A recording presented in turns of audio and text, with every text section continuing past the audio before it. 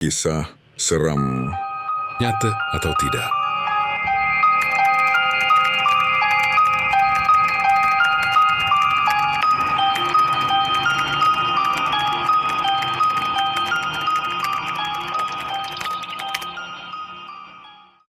Liburan sekolah kali ini terasa biasa saja. Tidak ada rencana jalan-jalan keluar kota, tidak ada reuni teman lama, dan tidak ada hal seru seperti yang orang lain pamerkan di media sosial. Tapi ibuku bilang, ini saat yang tepat untuk mengisi ulang pikiran. Maka aku pun dikirim ke rumah paman di Ambarawa, kota kecil yang tenang, dikelilingi perbukitan dan nuansa sejarah yang kental. Namaku Fajar, umurku 18 tahun. Aku baru lulus SMA dan sedang menunggu hasil seleksi perguruan tinggi. Sejak kecil, aku selalu tertarik pada hal-hal berbau sejarah dan barang antik. Entah kenapa, benda-benda tua selalu terasa hidup, seolah mereka ingin bercerita. Rumah paman terletak tak jauh dari Museum Kereta Ambarawa. Aku pernah melihatnya beberapa kali saat lewat deretan lokomotif tua berjajar, seperti sedang menunggu keberangkatan terakhir mereka. Rel-rel tua membentang di belakang museum. Sebagian sudah ditumbuhi rumput liar. Besok ikut Om ke museum. Ya, kata paman saat makan malam. Ada yang menarik. Katanya, mereka mau buka jalur rel lama buat proyek wisata sejarah. Mataku langsung berbinar. Serius Om? Iya. Tapi cuma rel lama di bagian barat, yang jalur timur masih ditutup. Katanya sih, angker. Aku tertawa kecil. Angker itu biasanya cuma mitos. Paman hanya mengangguk pelan. Iya, biasanya. Keesokan harinya, aku ikut paman ke museum. Udara Ambarawa sejuk pagi itu. Langit bersih, dan cahaya matahari menembus celah pohon pinus di tepi jalan. Di dalam museum, suara langkah kaki di lantai kayu menggema. Beberapa petugas sibuk membersihkan bagian luar lokomotif. Di sisi timur area, tampak sebuah jalur rel yang ditutup kayu dan rantai, seperti tak pernah disentuh bertahun-tahun. Aku berdiri di sana agak lama, menatap rel tua itu. Ada sesuatu yang terasa aneh, bukan menyeramkan, tapi lebih seperti sedih. Pak Surya, penjaga tua museum, berjalan mendekatiku. Wajahnya keriput, tapi sorot matanya tajam. Rel itu dulu jalur pelarian terakhir dari tahanan militer zaman Jepang. Katanya pelan. Banyak yang naik, tapi sedikit yang sampai. Aku menoleh kaget. Pelarian? Dari mana? Dari benteng tua di Ungaran. Dulu kereta ini digunakan untuk mengangkut tawanan. Tapi suatu malam, seseorang mencoba melarikan diri lewat rel ini. Dan sejak itu, rel ditutup. Aku menelan ludah, mencoba menanggapi dengan nada santai. Kenapa ditutup, Pak? Pak Surya tidak menjawab. Ia hanya menatap rel itu lama, lalu berkata lirih, beberapa hal lebih baik tidak dibuka kembali. Aku hanya bisa mengangguk, walau rasa penasaranku mulai tumbuh. Matahari makin tinggi. Para pekerja mulai meninggalkan area rel. Tapi aku masih berdiri di sana, menatap rel tua yang seolah menyimpan sesuatu.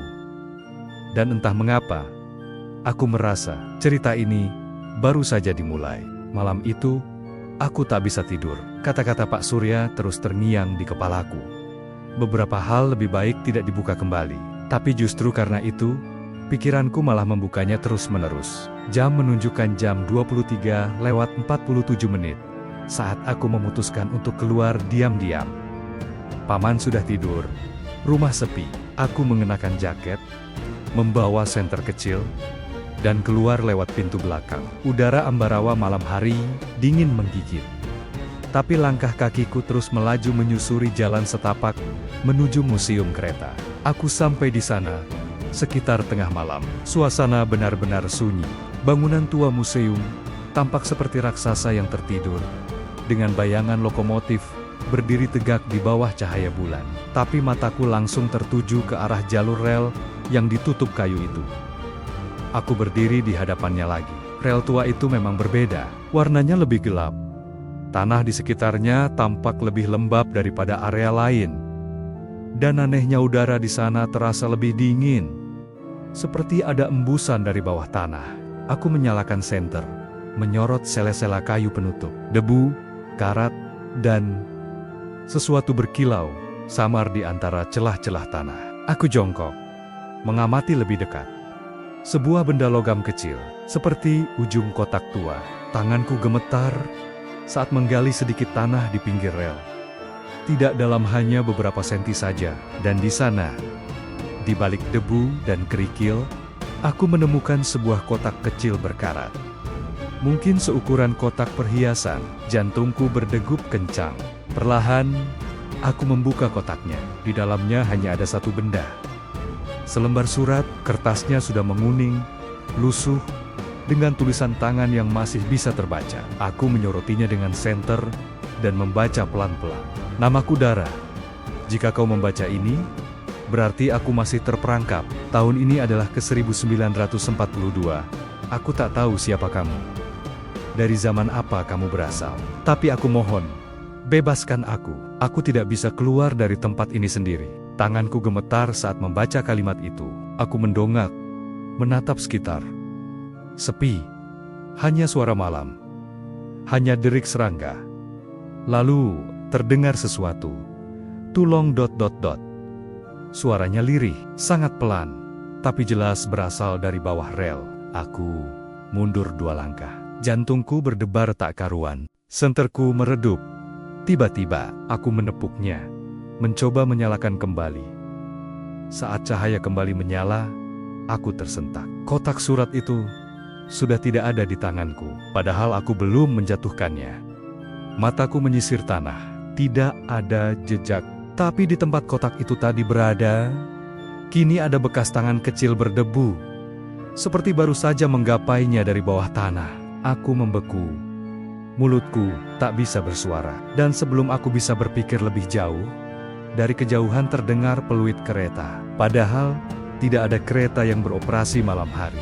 Peluit itu terdengar semakin dekat. Dan aku bersumpah, aku melihat gerbong kereta yang seharusnya tidak ada di sana. Awalnya, samar, suara gesekan roda besi di atas rel tua, seperti dari kejauhan. Lalu semakin nyata denting logam derici, koda tua, dan desis uap yang berat. Aku terpaku, napasku tercekat. Sinar bulan menyorot sebagian jalur rel. Dan di sanalah, kereta tua itu melintas perlahan. Warnanya hitam kusam, catnya mengelupas, dan lampu depannya redup seperti mata setengah tertutup. Tak ada suara mesin, tak ada asap, tapi aku bisa merasakannya. Kereta itu nyata. Gerbong pertama melintas tanpa jendela. Gerbong kedua, aku melihat siluet seseorang berdiri. Gerbong ketiga, kosong. Tapi gerbong keempat, seorang perempuan berdiri di balik kaca. Ia mengenakan baju zaman dulu kebaya putih dengan selendang tipis. Wajahnya pucat, matanya besar dan kosong. Tapi ia memandang langsung ke arahku, seolah tahu aku ada di sana. Tangannya menempel di kaca jendela, lalu perlahan ia menunjuk aku. Aku mundur 1 langkah, jantungku berdentum seperti palu godam. Tak bisa bergerak, tak bisa menjerit. Peluit kereta kembali terdengar. Kereta terus melaju perlahan di rel yang seharusnya sudah tidak aktif. Satu persatu gerbong melintas dan menghilang ke balik kabut malam. Lalu, lenyap, begitu saja. Suara malam kembali seperti semula. Hening, tak ada bekas kereta, tak ada suara, tak ada rel bergoyang. Aku berdiri sendirian di sana, menggenggam erat senter yang kini benar-benar mati. Kotak surat itu tetap hilang, tapi kini aku yakin semua ini bukan hayalanku. Aku berlari pulang malam itu. Nafasku memburu, kakiku gemetar, tapi aku tak peduli. Aku hanya ingin kembali ke rumah, ingin masuk kamar, dan pura-pura semua ini tidak pernah terjadi. Tapi malam itu, aku tidak bisa tidur. Karena setiap kali aku memejamkan mata, wajah perempuan itu muncul di balik kaca jendela, dan suaranya berbisik di telingaku. Kau sudah membacanya, sekarang kau harus menyelesaikannya. Esok harinya, aku menemukan kembali surat itu. Tapi kini, ada tulisan yang belum pernah kutemukan sebelumnya. Pagi itu, aku bangun dengan keringat dingin. Rasanya seperti baru saja lari maraton dalam mimpi. Aku duduk di tempat tidur cukup lama, mencoba menenangkan napas, dan meyakinkan diri bahwa semua yang kulihat semalam hanyalah mimpi buruk. Tapi saat aku menuruni tangga dan menuju ruang tamu, aku berhenti di tengah jalan. Di atas meja rotan dekat jendela, surat itu tergeletak. Masih kertas kuning tua yang sama. Masih tulisan tangan berhuruf sambung dari era lama. Tapi kini, ada tambahan paragraf di bagian bawah. Tanganku gemetar saat menyentuhnya. Terima kasih sudah datang. Tapi waktuku tak banyak lagi. Jika kau ingin menolongku, cari tempat di mana aku terakhir diturunkan. Di sanalah tubuhku terkubur. Tapi jiwaku masih menunggu. Jangan percaya siapapun, kecuali dia yang tahu arti peluit ketiga, Dara. Aku membaca ulang kalimat itu. Jangan percaya siapapun. Peluit ketiga. Apa maksudnya? Aku duduk termenung. Otak berputar. Bagaimana bisa surat ini muncul kembali di rumah paman? Aku tidak membawanya pulang. Bahkan semalam, surat itu hilang dari tanganku di rel. Apa ini berarti? Seseorang atau sesuatu membawanya kemari. Aku bergegas menemui paman yang sedang menyiram tanaman di halaman. Om, semalam aku ke museum, ke rel tua itu. Paman menoleh cepat. Wajahnya tegang. Rel yang ditutup itu? Aku mengangguk. Aku nemu sesuatu. Surat dari seseorang bernama Dara. Paman mematung. Ia menarik napas panjang, lalu berjalan pelan ke teras dan duduk. Om pernah dengar nama itu? Tanyaku hati-hati. Paman menunduk. Dara, dulu pernah disebat-sebet kakekmu. Katanya, dia salah satu penumpang terakhir yang hilang di kereta tahanan Jepang tahun ke-1942, tapi jasadnya tak pernah ditemukan. Hanya secarik catatan di log militer yang menyebut namanya. Aku merasakan sesuatu merayap di tengkukku. Lalu, peluit ketiga. Om, apa Om tahu maksudnya? Paman menggeleng. Enggak, tapi kamu harus hati-hati, Jar. Rel itu bukan cuma rel tua. Itu semacam batas antara dulu dan sekarang. Antara yang pergi dan yang belum sempat pulang. Aku menggenggam surat itu erat. Malam tadi, aku sudah melihat perempuan itu di kereta. Ia menunjukku, seolah menaruh harapan padaku. Tapi kini, jelas sudah. Ini bukan sekadar pengalaman aneh. Ini permintaan tolong. Permintaan dari seseorang yang belum bisa pulang sepenuhnya. Dan jika aku tidak segera menemukan tempat di mana dia terakhir diturunkan, mungkin aku yang akan menggantikan posisinya. Di balik rel yang tertutup kayu itu, aku menemukan sesuatu yang terkubur. Dan di sanalah semuanya mulai berubah. Sore itu, setelah menimbang cukup lama, aku memutuskan untuk kembali ke rel tua, di sisi timur museum jalur, yang selama ini ditutup ropet-ropet, oleh papan, rantai, dan diam. Langit mendung, udara lebih lembab dari biasanya. Daun-daun pinus, berguguran perlahan, langkah kakiku ringan. Tapi jantungku tak berhenti berdetak cepat. Tak ada seorang pun di area rel tua itu. Museum sudah mulai sepi menjelang tutup. Aku melompati pembatas kayu dan berdiri di atas jalur rel yang usianya mungkin sudah nyaris 1 abad. Surat itu masih kusimpan di saku jaketku. Kata-kata Dara berputar-putar dalam benakku. Cari tempat di mana aku terakhir diturunkan. Aku menyusuri jalur rel itu pelen-pelen, memandangi tanah, dedaunan, dan karat yang menempel di logam. Lalu, di tengah-tengah jalur, aku berhenti. Tanahnya berbeda, lembab, sedikit lebih gelap. Rumputnya tumbuh tak teratur. Bahkan papan kayu yang menutupi bagian itu tampak lebih tua dari sekitarnya, seperti tak pernah disentuh puluhan tahun. Aku jongkok, menyentuh tanahnya. Lembut, hangat, seperti baru digali, lalu ditutup lagi. Aku menggali perlahan dengan tangan kosong. Baru sekitar 5 senti. Jari-jariku menyentuh sesuatu. Keras, dingin, pipih. Senter dari ponselku menyorot permukaan benda itu. Pelat, logam tua, warnanya nyaris hilang, tapi masih ada ukiran samar. Gerbong 4, turun darurat. Mataku melebar. Gerbong keempat, tempat di mana aku melihat Dara semalam. Aku menyentuh pelat itu dengan gemetar. Tapi, begitu jariku menyentuh ukiran kata turun, tiba-tiba, udara di sekelilingku berubah. Embun turun cepat, suhu merosot drastis. Ponselku bergetar tiba-tiba, lalu mati total. Meskipun tadi baterainya masih 70%. Aku berdiri pelen-pelen, hening. Tapi hening yang aneh, hening yang menekan dada. Dan di kejauhan, peluit pertama terdengar. Aku menahan napas. Beberapa detik kemudian, peluit kedua, lebih keras, lebih dekat. Aku gemetar.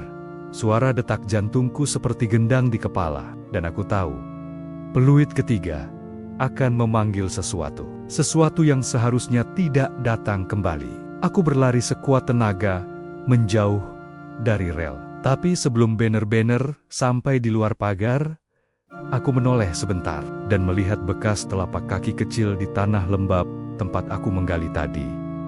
Satu pasang mengarah ke arahku. Di dalam album tua milik kakekku, aku menemukan foto gerbong keempat. Dan di jendela belakangnya, ada wajah yang tidak seharusnya ada. Aku menatap foto itu lekat-lekat. Mencoba menenangkan gemuruh di dadaku. Itu adalah foto tua berwarna sepia dari album peninggalan kakek yang kuselipkan di bawah tumpukan buku di rak ruang tamu paman. Dalam foto itu, tampak kereta tua yang terhenti di rel Ambarawa. Tepat di depan stasiun kecil, 4 gerbong berjejer. Dengan tentara berseragam berdiri di sekitarnya, semua tampak seperti dokumentasi biasa dari masa perang. Tapi yang membuat tubuhku merinding adalah gerbong keempat, lebih tepatnya jendela paling belakang. Ada wajah di sana. Seorang gadis muda, wajahnya pucat, seperti kabur tapi jelas. Yang paling menonjol, matanya tertutup kain putih. Aku mengusap mata, memastikan aku tidak salah lihat. Tapi setiap kali kulihat ulang, wajah itu tetap ada. Aku membawa foto itu ke paman yang sedang duduk membaca koran. Tanpa banyak kata, aku letakkan foto itu di depannya dan menunjuk jendela itu. "Om, lihat ini. Siapa dia?" Paman memandang beberapa detik. Lalu matanya melebar. Tangannya menepis foto itu pelan, seolah sesuatu yang dingin merambat ke kulitnya. "Ini bukan bagian dari dokumentasi yang biasa," katanya pelan. "Kakekmu nggak pernah cerita soal ada penumpang yang difoto di dalam gerbong. Semua yang diangkut waktu itu tawanan. Aku duduk di sebelahnya.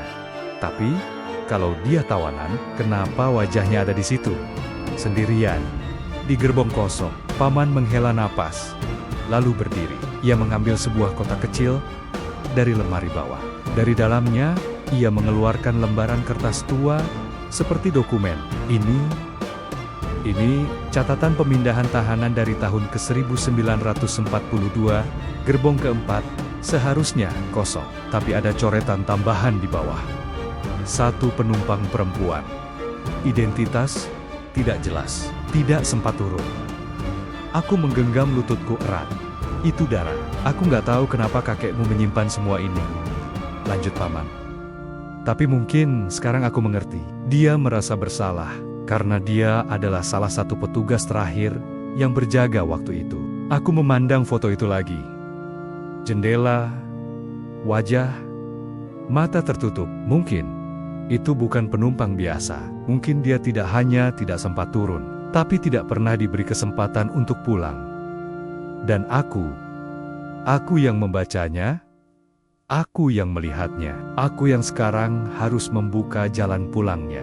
Malam itu, aku kembali ke museum. Kali ini bukan karena rasa penasaran, tapi karena sebuah keputusan. Aku ingin menolong Dara. Entah bagaimana, aku yakin dia belum bisa pergi karena sesuatu yang tertinggal.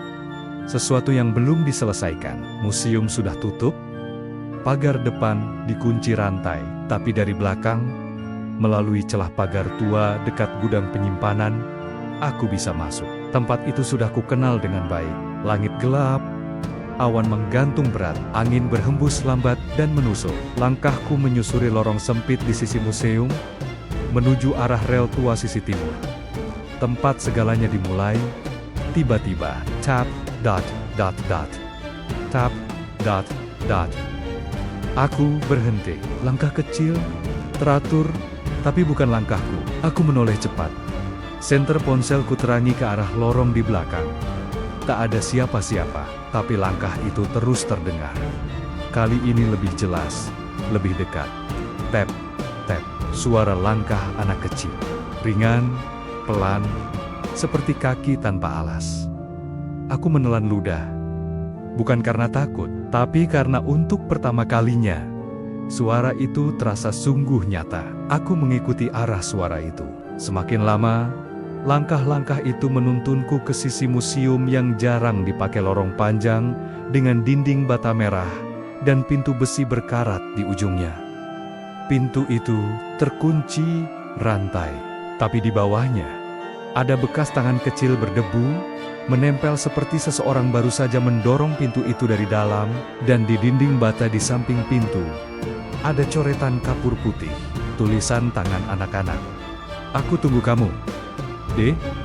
Aku mematung. Ruangan di balik pintu itu adalah lorong penyimpanan bawah tanah, tempat para petugas zaman dulu menyimpan peralatan dan perlengkapan gerbong. Paman pernah cerita, lorong itu ditutup sejak beberapa dekade lalu karena banjir dan longsor kecil. Tapi kenapa sekarang seolah ada yang membuka kembali jalan itu dari dalam? Aku meraba rantai. Masih terkunci rapat, tapi lubang kuncinya sudah berkarat dan lemah. Aku tahu ini bukan kebetulan. Langkah kecil itu kembali terdengar. Kali ini dari bawah tanah. Dan bersamaan dengan itu, ponselku menyala sendiri. Layarnya redup, menampilkan satu notifikasi aneh, pesan baru. Gerbong keempat belum selesai. D. Pintu tua itu akhirnya terbuka.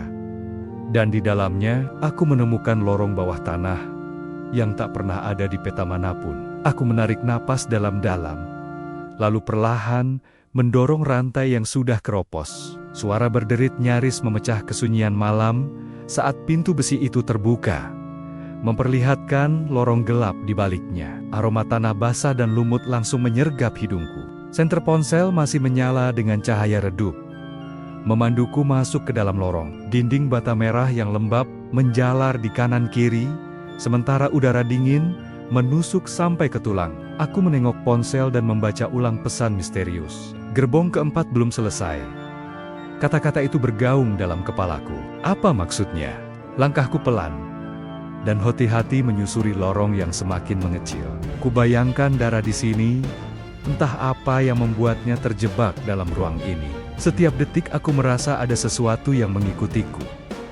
Namun tak ada sesosok bayangan yang muncul. Tiba-tiba, di ujung lorong, aku melihat sesuatu yang tidak pernah aku duga. Sebuah tangga besi tua yang menurun ke bawah. Gelap gulita. Aku menengok ke atas, mencari sumber tangga ini. Ternyata tangga itu tersembunyi rapat di balik salah satu dinding batu bata, seolah dibuat secara diam-diam.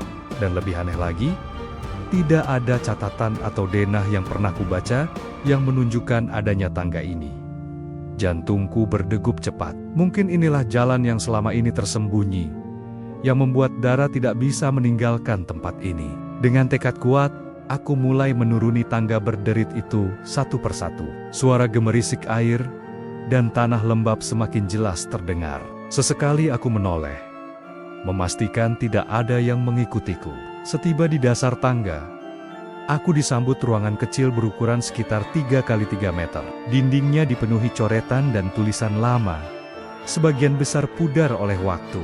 Di sudut ruangan, aku menemukan sebuah kotak kayu tua yang terkunci rapat. Di atas kotak itu tertulis, "Peti kenangan Dara, hatiku berdegup kencang." Inilah peti yang mungkin menjadi kunci untuk membebaskan Dara. Aku mencoba membuka kotak itu, tapi terkunci dengan kunci yang sudah berkarat. Namun, di bawah kotak, temukan secarik kertas kecil yang terlipat rapi.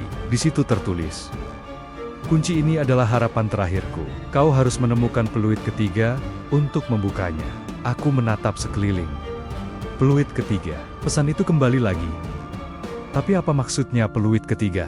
Dan di mana aku bisa menemukannya? Sebelum aku sempat berpikir lebih jauh, tiba-tiba terdengar lagi peluit yang memanggil dari kejauhan. Aku tahu, waktu semakin mendesak. Peluit itu menggema sekali lagi. Lebih jelas, membelah kesunyian malam yang dingin. Suara itu bukan sekadar bunyi. Ia seperti panggilan dari masa lalu yang ingin aku jawab. Aku menatap kertas kecil yang kubawa dari bawah tanah. Kalimat terakhirnya terus berputar di pikiranku. Kau harus menemukan peluit ketiga untuk membukanya. Aku tahu, peluit itu bukan benda biasa. Peluit itu adalah kunci untuk membuka peti darah, dan mungkin juga kunci untuk menyelesaikan semua misteri ini. Keesokan harinya, aku mulai menelusuri sejarah peluit di arsip museum dan perpustakaan kota Semarang. Dokumen-dokumen lama tentang kereta dan masa pendudukan Jepang, aku baca berulang kali, mencari kata peluit atau sinyal ketiga. Ternyata, peluit ketiga adalah sinyal rahasia yang digunakan dalam kereta. Pada masa itu menandakan keadaan darurat yang sangat serius. Hanya sedikit yang tahu tentangnya, karena semua informasi disimpan rapat oleh militer. Saat aku menelusuri foto-foto tua di arsip, aku menemukan gambar peluit kuno, terbuat dari logam perunggu, dengan ukiran simbol yang mirip dengan yang ada di surat darah. Di sampingnya, tertulis lokasi terakhir peluit itu. Gudang kereta tua Ambarawa, ruang penyimpanan alat sinyal. Tanpa ragu, aku langsung menuju gudang itu. Angin siang yang panas terasa seperti cobaan, tapi tekadku lebih kuat. Di gudang kereta tua, suasananya mencekam, walau siang bolong. Debu tebal menutupi peralatan berkarat. Aku menyisir setiap sudut, memeriksa rak dan lemari besi tua. Tiba-tiba, di balik tumpukan kayu, aku menemukan sebuah kotak besi kecil. Di atasnya, ukiran peluit kecil persis seperti yang ada di foto arsip. Tanganku gemetar saat membuka kotak itu. Di dalamnya, ada peluit kuno berwarna perunggu yang berkilauan meski berdebu. Aku menggenggamnya erat. Tiba-tiba udara sejuk menyapu tubuhku, dan aku mendengar suara lembut. Aku berbalik. Tidak ada siapa-siapa, tapi suara itu membuatku yakin. Peluit ketiga ini benar-benar milik Dara. Aku segera berlari kembali ke museum, ke lorong bawah tanah yang kutemukan tadi. Sekarang, aku hanya punya satu langkah lagi sebelum membuka peti kenangan Dara. Namun, sesuatu dalam hatiku berbisik. Ini bukan hanya tentang membuka peti, tapi juga tentang menghadapi masa lalu yang selama ini tersembunyi. Dan tak semua kenangan harus ingin aku temui. Aku berdiri di lorong bawah tanah yang dingin dan lembab itu. Peluit perunggu di tangan gemetar. Suara peluit yang dulu hanya aku baca dalam dokumen kini ada di genggamanku, berkilau samar dalam cahaya senter. Aku menarik napas dalam, lalu meniup peluit itu perlahan. Tiit, tiit, tiit, tiit. Suaranya menggema panjang, memenuhi lorong yang sunyi. Udara seketika berubah seperti ada getaran halus yang mengalir di sekitarku, membuat bulu kuduk berdiri. Tiba-tiba, terdengar suara bisikan lembut, nyaris tak terdengar, namun jelas menyentuh hati. Terima kasih, sudah datang. Aku menoleh ke arah peti kayu tua yang terletak di sudut ruangan. Dengan tangan gemetar, aku memasukkan peluit ke lubang kecil di sisi peti lubang yang sebelumnya tidak kulihat. Peti itu bergetar perlahan, dan dengan bunyi gemerisik kayu tua, penutupnya terbuka.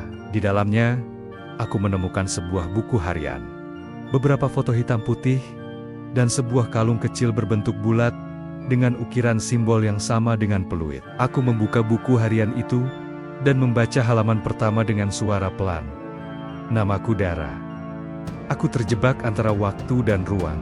Jika kau menemukan ini, tolong dengarkan ceritaku dan bantu aku pulang. Air mataku jatuh tanpa sadar. Kata-kata Dara mengalir, membawa kisah tentang penderitaan, harapan, dan keberanian yang tak pernah ia ceritakan. Aku tahu, inilah awal dari perjalanan untuk menyelesaikan cerita Dara dan mengembalikannya ke tempat yang seharusnya. Namun, sebuah suara dalam hatiku memperingatkan, perjalanan ini tidak akan mudah. Hari-hari berikutnya, aku habiskan dengan membaca buku harian Dara, mencoba memahami apa yang harus kulakukan untuk membantunya. Setiap halaman mengisahkan kisah pilu tentang masa kelam, harapan yang terputus, dan permintaan tolong yang tak pernah terjawab. Aku mencoba berbagai cara. Berdoa, mencari petunjuk dari paman, bahkan mencoba ritual yang disebutkan dalam buku harian itu. Namun, semua usaha seolah menemui jalan buntu. Peti tetap terkunci di antara dunia, dan Dara tetap terperangkap dalam bayangan masa lalu. Semakin aku berusaha, semakin aku merasa kehilangan arah. Suatu malam, Saat aku duduk termenung di lorong bawah tanah, aku merasakan kehadiran yang kuat tapi bukan kehadiran yang menenangkan. Sebaliknya, ia terasa berat dan penuh penyesalan. Aku merasakan beban yang begitu besar. Bukan hanya dari darah, tapi dari semua jiwa yang terjebak dalam sejarah yang terlupakan. Aku mulai menyadari, bukan hanya darah yang harus aku bebaskan. Ada sesuatu yang jauh lebih besar yang menunggu untuk dihadapi. Dan saat itulah aku tahu, aku harus membuat pilihan yang paling sulit. Aku berdiri di persimpangan antara masa lalu dan masa kini, di lorong bawah tanah yang berbau lembab dan sunyi. Di tanganku, buku harian Dara terbuka lebar. Dan di hatiku, ada beban yang tak bisa kuabaikan. Paman pernah bilang, ada satu cara terakhir yang bisa membebaskan jiwa-jiwa yang terperangkap. Tapi itu bukan tanpa risiko. Cara itu membutuhkan pengorbanan besar, sesuatu yang bisa mengubah hidupku selamanya. Aku menatap peluit perunggu yang dulu kubawa. Teringat pesan Dara, jika kau benar-benar ingin aku pulang, kau harus siap melepaskan sesuatu yang kau sayangi. Malam itu, aku duduk termenung, mengenang keluargaku, mimpi-mimpiku, dan segala sesuatu yang mungkin harus kutinggalkan demi Dara. Keheningan lorong seolah berbisik, menuntunku untuk memilih. Apakah aku siap? Hatiku berdebar kencang saat aku mengangkat peluit itu sekali lagi. Dan dengan suara mantap, aku meniupnya. Suara peluit memecah keheningan, membangkitkan getaran yang mengalir ke seluruh tubuhku. Tiba-tiba, cahaya lembut muncul di sekeliling peti kayu tua itu. Dara wujudnya yang samar muncul di hadapanku. Matanya yang tertutup kain putih kini terbuka, penuh harap dan kesedihan. Kau sudah cukup berjuang, katanya pelan. Tapi aku harus pergi sendiri, agar semuanya bisa kembali seperti semula. Air mataku menetes. Aku tahu, ini saatnya melepaskan. Dengan tangan gemetar, aku membuka peti itu sepenuhnya, dan membiarkan Dara melangkah keluar. Perlahan, sosoknya mulai memudar, tersenyum padaku sebelum menghilang dalam cahaya. Lorong bawah tanah kembali gelap, tapi hatiku terasa ringan. Aku telah memilih, dan meski berat, aku tahu ini benar. Namun, kedamaian yang kurasakan tidak berlangsung lama. Beberapa malam setelah pertemuan itu, aku mulai merasakan sesuatu yang aneh. Bayangan samar terus mengikuti langkahku, seolah ada yang belum selesai. Aku sering melihat sosok kecil dengan mata penuh harap di ujung lorong museum sosok Dara. Tapi berbeda, dia tidak lagi terperangkap, tapi seperti menunggu sesuatu. Dalam mimpi, dia muncul lagi, dengan suara yang lebih tegas. Ada yang harus kau ketahui, jangan berhenti sampai semua terang. Kepalaku berdenyut, dan aku tahu perjalanan ini belum berakhir. Ada rahasia yang lebih dalam, lebih gelap, yang menunggu untuk terungkap. Dengan tekad yang baru, aku mulai menyelidiki ulang semua dokumen dan barang-barang yang pernah kutemukan. Aku menemukan catatan tersembunyi di balik halaman buku harian Dara yang selama ini terlewat.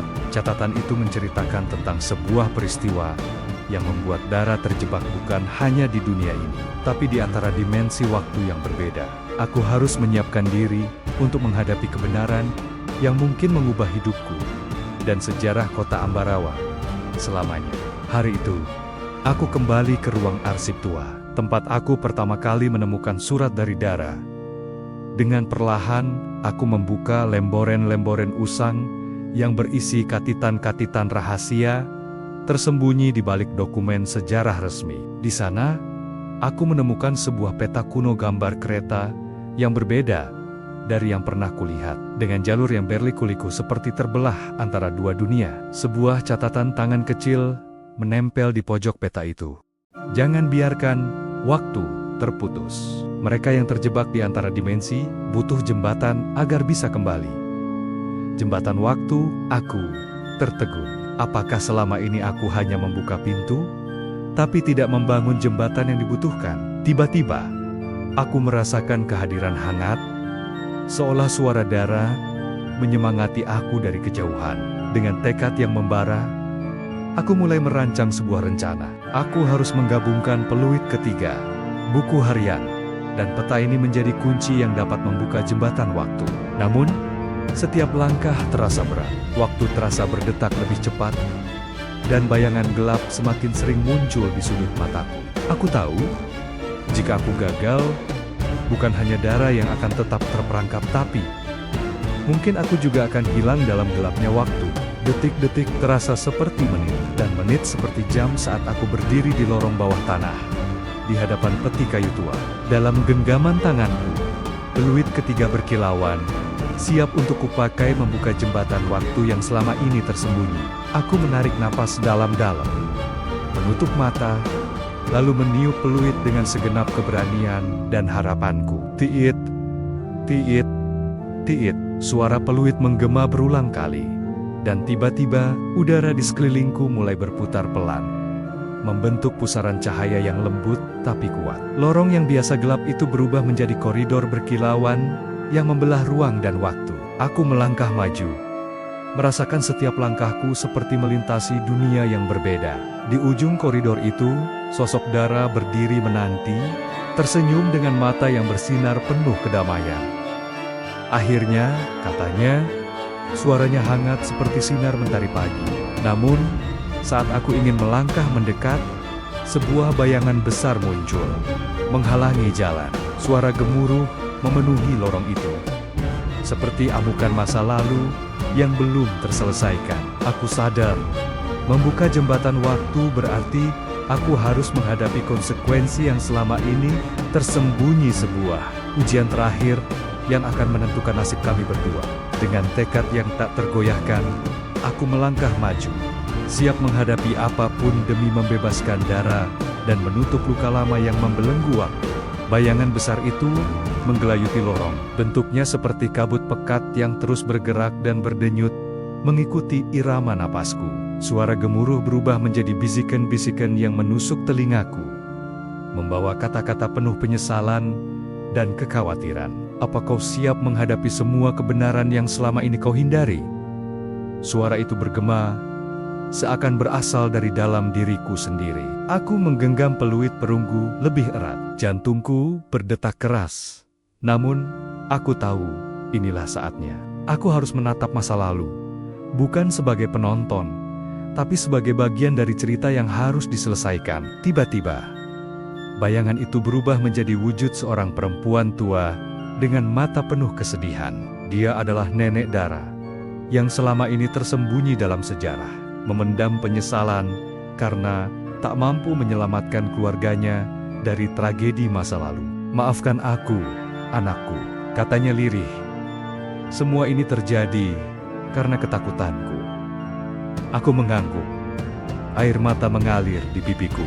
Aku tahu, maaf itu adalah kunci terakhir yang harus kuberikan agar waktu bisa sembuh. Dengan suara lembut, aku berkata, aku memaafkanmu, dan aku akan memastikan Dara bebas. Cahaya putih menyelimuti kami. Bayangan itu perlahan menghilang, dan pintu waktu terbuka lebar. Dara melangkah maju, tersenyum penuh haru, dan aku merasakan beban berat di dadaku terangkat. Aku berhasil. Sinar putih yang menyelimuti lorong itu mereda perlahan, mengembalikan suasana hangat di ruang bawah tanah tua. Dara kini berdiri di hadapanku, sosoknya semakin jelas, dan senyumnya begitu tulus, penuh rasa syukur. Terima kasih, katanya lirih. Aku akhirnya bebas dari belenggu masa lalu. Aku mengangguk. Jantungku terasa lega seperti beban berat yang selama ini menghimpit, akhirnya terangkat. Namun, di balik kebahagiaan itu, aku tahu ada sesuatu yang harus aku lakukan. Dara menatapku dalam, lalu berkata, jangan biarkan kisah ini hilang begitu saja. Ceritakan pada dunia tentang kami, tentang mereka yang terperangkap dalam waktu dan ruang. Aku tersentak. Aku menyadari, bukan hanya Dara yang terbebas hari ini. Aku juga telah menjadi bagian dari sebuah cerita besar yang harus dibagikan. Hari-hari setelah itu, aku mulai menulis ulang perjalanan kami, menyusun cerita dari surat, buku harian, dan pengalaman langsung. Kota Ambarawa, dengan semua sejarah dan misterinya, kini terasa lebih hidup dan penuh makna. Aku tahu, perjalanan ini mengajarkanku tentang keberanian, pengorbanan, dan kekuatan memaafkan. Dan Dara, dia kini bisa melangkah ke masa depan yang sebenarnya bebas, dan penuh harapan. Sejak saat itu, hidupku berubah. Kisah tentang Dara dan jembatan waktu yang kuungkap membuatku melihat dunia dengan cara yang berbeda. Aku mulai lebih menghargai waktu, mengenang masa lalu tanpa takut, dan menerima setiap detik sebagai anugerah. Di kota Ambarawa, aku sering mengunjungi rel kereta tua, tempat aku pertama kali menemukan surat itu. Sambil membayangkan perjalanan waktu yang telah kulalui, banyak orang mulai mendengar kisahku, dan aku melihat bagaimana cerita itu menginspirasi mereka untuk tidak takut menghadapi masa lalu mereka sendiri. Dara menjadi simbol keberanian dan harapan yang mengingatkan kita bahwa walau masa lalu penuh misteri dan luka, kita selalu punya kesempatan untuk memperbaiki dan melangkah maju. Namun, aku tahu perjalanan ini bukan hanya tentang Dara atau aku. Ini tentang kita semua yang pernah terperangkap dalam bayang-bayang waktu dan ragu melangkah ke depan. Aku bertekad membawa kisah ini ke lebih banyak orang, agar cahaya harapan terus menyala di setiap sudut kota Ambarawa, dan bahkan lebih jauh lagi. Dengan semangat yang menggebu, aku mulai menggelar pertemuan kecil di perpustakaan dan museum kota, menceritakan tentang Dara, surat dari tahun 1942, dan jembatan waktu yang berhasil kubuka. Setiap kali aku berbicara, aku melihat mata orang-orang berbinar mereka, merasa terhubung dengan kisah itu, merasa bahwa masa lalu mereka pun penting dan bisa diubah menjadi sumber kekuatan. Suatu hari, seorang nenek tua menghampiriku setelah acara, memegang tanganku erat-erat. "Kisahmu mengingatkanku pada keluargaku yang lama hilang," katanya dengan suara bergetar. "Terima kasih telah memberi kami harapan." Saat itulah aku sadar bahwa kisah ini bukan hanya tentang aku atau Dara, tapi tentang semua orang yang berani membuka pintu masa lalu dan menyambut masa depan dengan hati terbuka.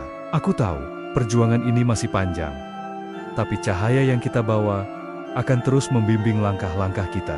Kini, di saat semua telah berlalu, aku duduk di depan jendela tua di rumah peninggalan keluargaku, memandang rel kereta yang membentang jauh di bawah sinar senja. Bayangan masa lalu dan harapan masa depan berpadu dalam benakku. Perjalanan yang kujalani bersama Dara mengajarkanku bahwa waktu bukanlah musuh yang harus ditakuti, melainkan sahabat yang memberi kita kesempatan untuk memperbaiki, memaafkan, dan melangkah maju. Surat tua dari tahun 1942 itu bukan sekadar pesan dari dunia lain, tapi jembatan antara hati-hati yang terpisah oleh zaman. Aku belajar bahwa keberanian terbesar adalah membuka diri untuk menghadapi kebenaran, betapapun sulitnya. Dan yang terpenting, aku percaya bahwa setiap kita punya kekuatan untuk menyalakan cahaya. Tak peduli seberapa gelap jalan yang kita lalui. Kini, aku siap melangkah ke depan dengan hati penuh harapan, membawa kisah Dara dan jembatan waktu dalam setiap langkah. Karena pada akhirnya, hidup adalah tentang keberanian untuk membuka pintu yang selama ini kita tutup, dan berani mempercayai keajaiban yang tersembunyi di baliknya. Tamat.